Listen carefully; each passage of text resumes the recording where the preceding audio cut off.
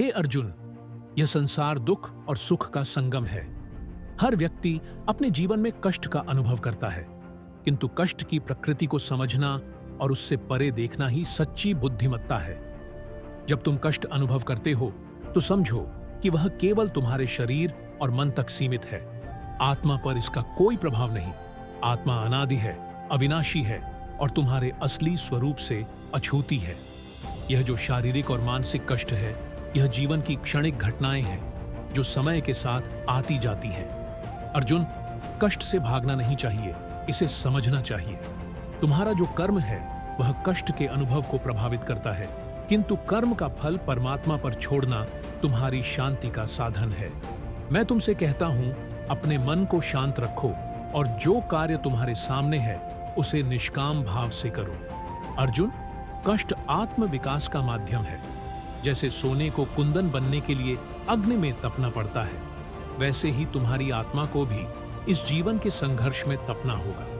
यह कष्ट ही तुम्हें साहस, धैर्य और सच्चाई का अनुभव कराता है। जब तुम कष्ट से परे हो जाते हो और इस अवस्था में प्रवेश करते हो कि यह सब माया का खेल है, तो जीवन का असली अर्थ समझ में आने लगता है। यह माया का जाल ही तुम्हें इस संसार में बांधे रखता है, किंतु जो योगी, जो ज्ञानी है, वह इसे समझ जाता है और कष्ट में भी अपनी चेतना को स्थिर रखता है। हे पार्थ, कष्ट में स्थिरता का अभ्यास करो। अपने मन को नियंत्रित करो और अपने भीतर की शक्ति को पहचानो। जो मनुष्य अपने कष्टों को ईश्वर का प्रसाद मानता है, वह जीवन में कभी हताश नहीं होता।